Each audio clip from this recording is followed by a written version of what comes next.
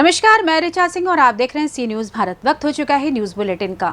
Bulletin में सबसे पहले बात करेंगे आगर के मालवा की, जहां बड़े ही धूमधाम के साथ मनाया गया ईद का त्योहार। आगे चर्चा करेंगे बरेली की, जहां नगर पालिका अध्यक्ष पद के लिए सपा प्रत्याशी फौजुल अजीम ने भरा पर्चा। साथ ही बात होगी बस्तर की, जहां विश्व पृथ्वी दिवस पर आयोजित किया गया कार्यक्रम।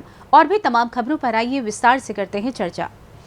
खबर मध्य प्रदेश के आगरमालवा जिले के कानड़ से है, जहां बड़े धूमधाम के साथ ईद का त्योहार मनाया गया। इस त्योहार पर हिंदू मुस्लिम भाई एक दूसरे को गले लगाकर बधाइयां देते हुए नजर आए और ईद की नमाज अदा करते हुए देश के लिए अमन चैन की दुआ मांगी गई। वहीं नगर के वरिष्ठ कांग्रेसी नेता दुर्गा प्रसाद पालीवाल के नेतृत्व में पालीवाल पेट्रोल पंप पर ईद की नमाज अदा करने के बाद मुस्लिम भाइयों को गले लगाकर व साफा बांधवाकर ईद की बधाइयां दी गई। इसी कड़ी में नगर परिषद कानड़ के अध्यक्ष प्रतिनिधि बाबूलाल वीजापारी के नेतृत्व में नगर परिषद की ओर से भी पुष्पमाला व साफा पहनाकर सभी वरिष्ठ मुस्लिम जनों का स्वागत किया गया।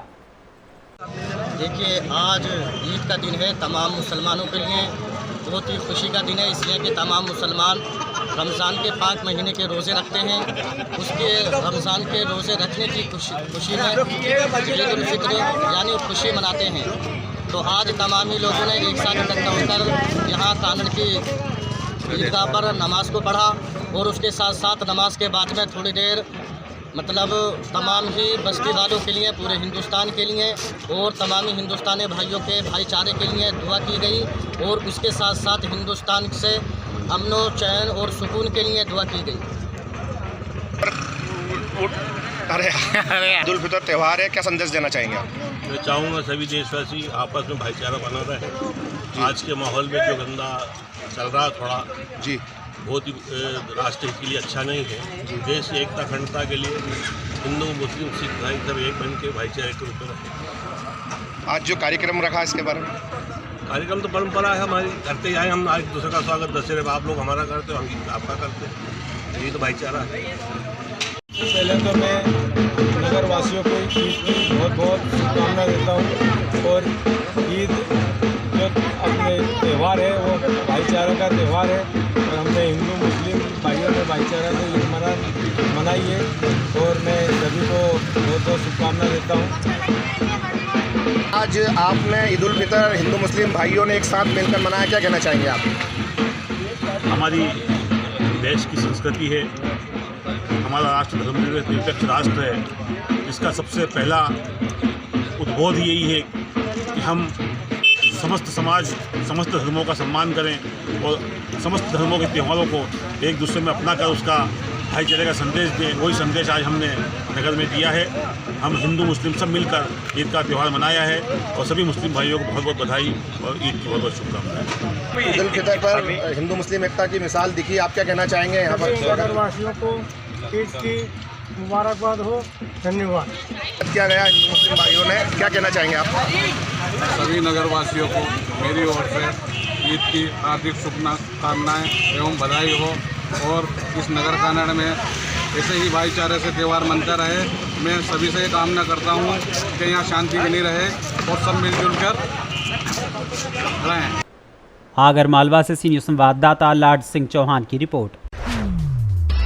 उत्तर प्रदेश के अमरोहा जनपद के अमरोहा नगर पालिका परिषद की बीजेपी प्रत्याशी शशि जैन सहित जनपद भर के नगर पालिका और नगर पंचायत से अपनी किस्मत आजमा रहे भाजपा प्रत्याशियों के लिए वोट की अपील करने के लिए मुख्यमंत्री योगी आदित्यनाथ आगामी 24 अप्रैल को अमरोहा के जोया मार्ग पर स्थित निर्माणाधीन पुलिस लाइन में पहुंचेंगे, जिनके कार्यक्रम के मिलते ही पुलिस प्रशासन अलर्ट पर आ गया। भाजपा पदाधिकारी भी पुलिस प्रशासन के साथ जनसभा स्थल पर पहुंचे, जहां पर उन्होंने कार्यक्रम की रूपरेखा के तहत निरीक्षण किया और आपसी तालमेल के साथ कार्यक्रम को सफल बनाने की योजना बनाई। आपको बता दें कि अमरोहा के जोया मार्ग पर स्थित निर्माणाधीन पुलिस लाइन परिसर में आगामी 24 अप्रैल की दोपहर 2:55 पर मुख्यमंत्री योगी आदित्यनाथ का हेलीकॉप्टर लैंड होगा। 3 बजे वो जनसभा स्थल पर पहुंचेंगे और उसके बाद 1 घंटे यहाँ रुकेंगे। फिर 4:05 पर उनका हेलीकॉप्टर मुरादाबाद स्थित हवाई पट्टी के लिए रवाना हो जाएगा। अमरोहा से सी न्यूज संवाददाता गौरव श्रीमाली की रिपोर्ट। बरेली के बहेड़ी में नगरपालिका अध्यक्ष पद के लिए निवर्तमान चेयरपर्सन फौजुल अजीम ने अपना पर्चा दाखिल किया। इस दौरान उन्होंने मीडिया से बात करते हुए गुजरे 5 सालों में उनके कार्यकाल में बहेड़ी नगर में बिना किसी भेदभाव के चौतरफा विकास कार्य कराए गए हैं और एक बार वो फिर से जनता के बीच नगर में विकास कार्य कराने के लिए संकल्प के साथ चुनावी मैदान में उतरे हैं, ऐसा उन्होंने कहा। उन्होंने अपनी सीधी टक्कर भाजपा प्रत्याशी से होना बताया।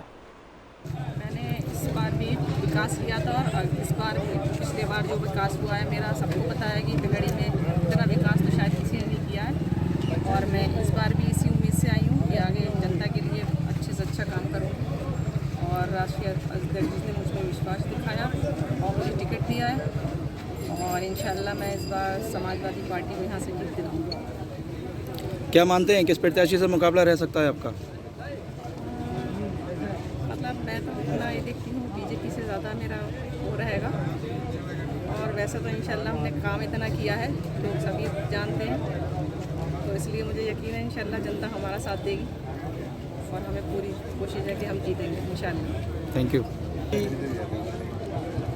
जितने भी आज नामांकन से लेके और फॉर्म ए तक, मैं सबसे पहले समाजवादी पार्टी के राष्ट्रीय अध्यक्ष माननीय अखिलेश यादव का बहुत आभार व्यक्त करता हूं कि जिन्होंने मेरी कुर्बानी को देखते हुए, जो विधानसभा चुनाव मैंने नहीं लड़ा था पार्टी के, जब मैं भी दावेदार था, उसके बाद उनके चुनाव क्षेत्र में मैंने चुनाव लड़ाया, दीदारगंज प्रभारी बनाया, सब सीटें मैंने समाजवादी पार्टी की जितवा के उनकी झोली में डाली।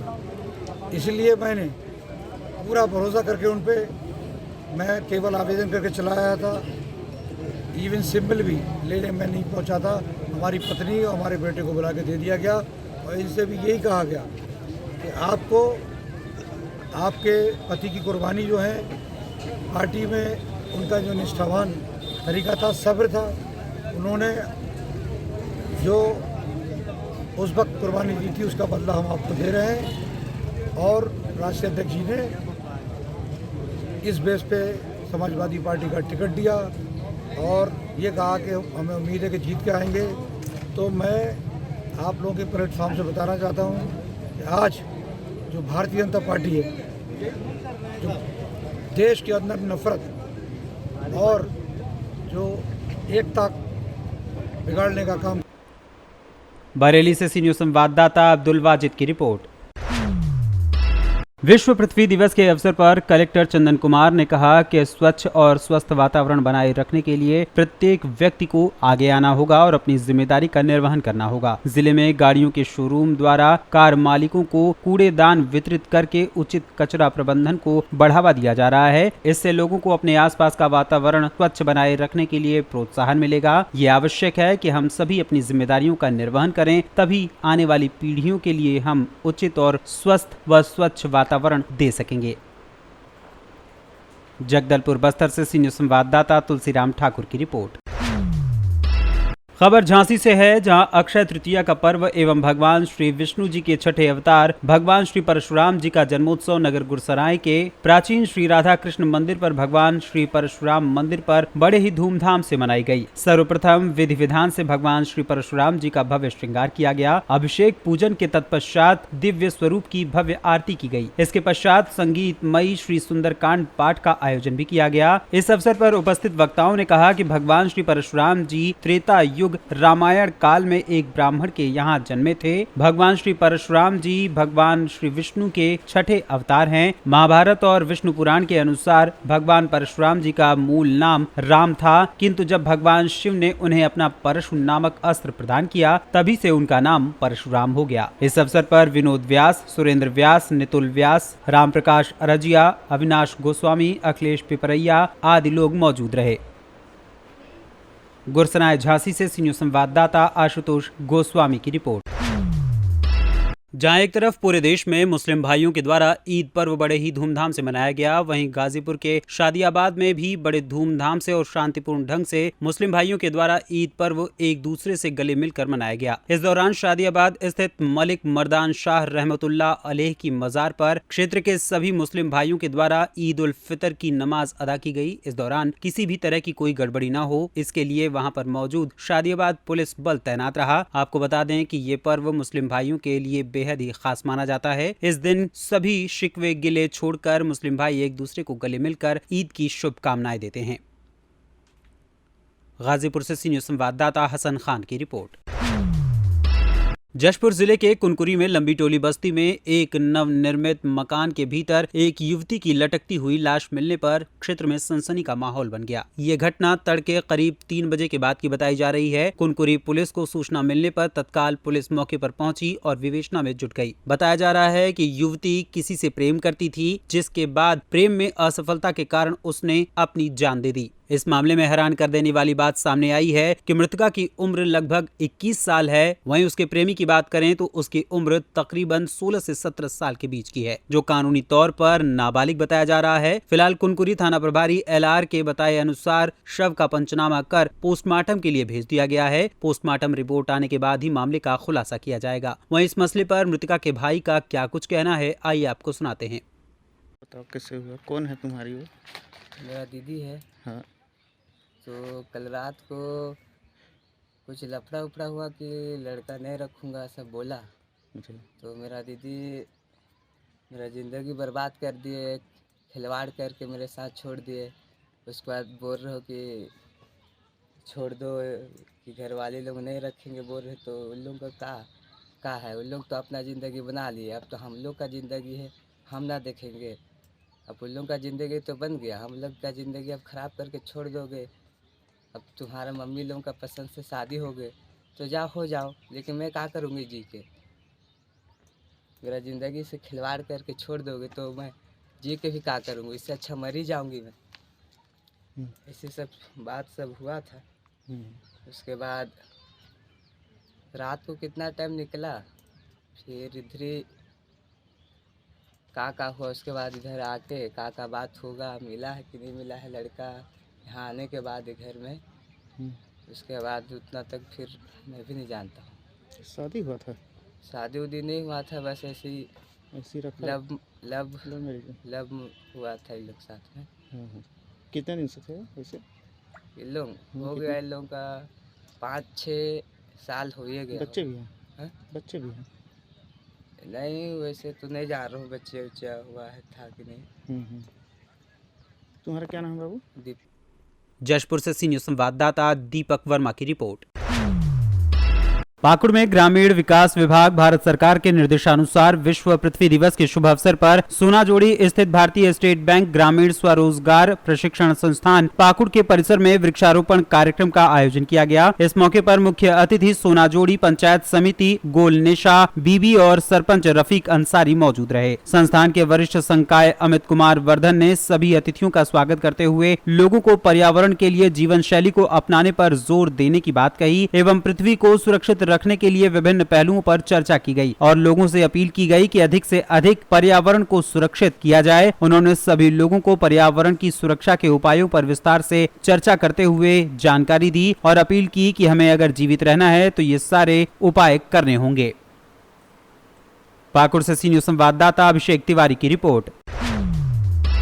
खबर रायबरेली से है, जहां नगर पालिका परिषद रायबरेली का चुनाव समाजवादी पार्टी की ओर जाता हुआ दिखाई दे रहा है, क्योंकि जनता का कहना है कि उन्होंने समाजवादी पार्टी पूर्व मंत्री और ऊंचाहार विधायक डॉक्टर मनोज कुमार पांडे के नगर पालिका अध्यक्ष रहते हुए उनके कार्यों को देखा है, जो आज भी मिसाल बने हुए हैं। खास तौर से मुस्लिम समुदाय का कहना है कि उन्होंने पूरा मन बना रखा है कि इस बार समाजवादी पार्टी को ही विजयी बनाया जाएगा। मुस्लिम बस्तियों के लोग कहते हैं कि पारसनाथ डॉक्टर मनोज कुमार पांडे के साथ मैदान में है और मनोज पांडे के विकास कार्यों को कोई झुठला नहीं सकता। नगर पालिका के चुनाव में किसको देख रहे हैं और कौन जीतेगा? देखिए, नगर पालिका के चुनाव में इस बार सब लोग मन बना के बैठे हुए हैं। समाजवादी पार्टी कैंडिडेट को जिताने का पूरा प्रयास रहेगा और यहाँ के हुशियाने के लोग ने पूरा मन बना लिया है कि इस बार नगर पालिका से समाजवादी पार्टी कैंडिडेट रिपोर्ट है। पिछले अध्यक्ष कार्यकाल का कैसा लगा आपको काम? देखिए, उसको तो पूछने की आवश्यकता नहीं, क्योंकि जिस मोहल्ले में जिस जगह पे जाएंगे तो उनका कोई काम तो नहीं दिखेगा, लेकिन हाँ ये जरूर दिखेगा कि वहाँ की जो सड़कें हैं, वहाँ की जो नालियाँ हैं वो बजबजा रही हैं अभी तक। कांग्रेस के प्रत्याशी और भाजपा के प्रत्याशी कौन बेहतर होगा, या फिर समाजवादी पार्टी की स्थिति क्या होगी? देखिए, समाजवादी पार्टी पूरे यूपी उत्तर प्रदेश में जो है सीट जीतने जा रही है, और इस बार समाजवादी पार्टी का ही परचम रहेगा, तो पूरा मुस्लिम समुदाय होकर जो है समाजवादी पार्टी को। मैं कुंवरजीत सिंह, छोटा बरसाना, जिला रायबरेली से बोल रहा हूँ। क्या देखना चुनाव में, किसको देखना कैंडिडेट? साइकिल वाले के जीतने की बहुत ही उम्मीद है, क्योंकि ये साइकिल वाले जो हैं मनोज पांडे साहब जी के बहुत ही अच्छे कार्यों को देखते हुए सभी लोगों की प्रशंसा है, जबकि साइकिल वाले को ही जिता के और अपने मनोज पांडे भाई जी का नाम ऊंचा किया जाए और यहाँ रायबरेली का विकास हो सके। चुनाव आ रहा है, निकाय चुनाव का, किसको देख रहे हैं आप? निकाय चुनाव में भैया समाजवादी पार्टी मजबूत दिख रही है यहाँ से रायबरेली से।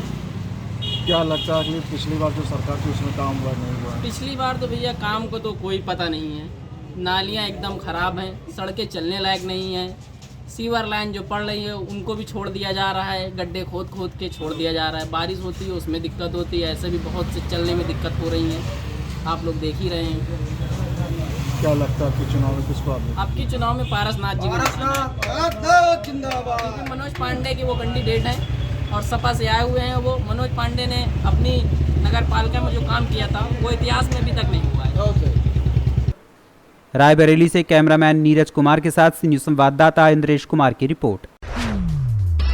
झारखंड में भाजपा प्रदेश अध्यक्ष एवं सांसद दीपक प्रकाश ने कहा कि विगत 11 अप्रैल को प्रदेश भाजपा द्वारा आयोजित सचिवालय घेराव कार्यक्रम ने हेमंत सरकार की दमनकारी सोच को पूरी तरह उजागर कर दिया है। प्रकाश ने कहा कि ये सरकार अपने खिलाफ आंदोलन करने वालों के साथ आतंकवादियों, देशद्रोहियों जैसा व्यवहार करती है। अपनी नाकामियों पर पर्दा डालने के लिए ये सरकार अत्याचारी बन गई है, इसलिए लोकतांत्रिक तरीके से शांतिपूर्ण आंदोलन कर रहे नेताओं पर ये सरकार संगीन अपराध की धाराएं लगाती है। आनन फानन में नोटिस भेजकर पूछताछ के लिए थाने बुला लेती है। प्रकाश ने कहा कि भाजपा मुकदमों से नहीं डरती। भाजपा ने जन भावनाओं के अनुरूप सदन से सड़क तक राज्य सरकार में व्याप्त भ्रष्टाचार, ठगबंधन की वादाखिलाफी को उजागर करने के लिए संकल्पबद्ध है। रांची, झारखंड से सी न्यूज़ संवाददाता चंदन कुमार गुप्ता की रिपोर्ट। फिलहाल के लिए न्यूज बुलेटिन में बस इतना ही। देश दुनिया की तमाम खबरों की जानकारी के लिए देखते रहिए सी न्यूज़ भारत। हर खबर आपके साथ, आपके हाथ।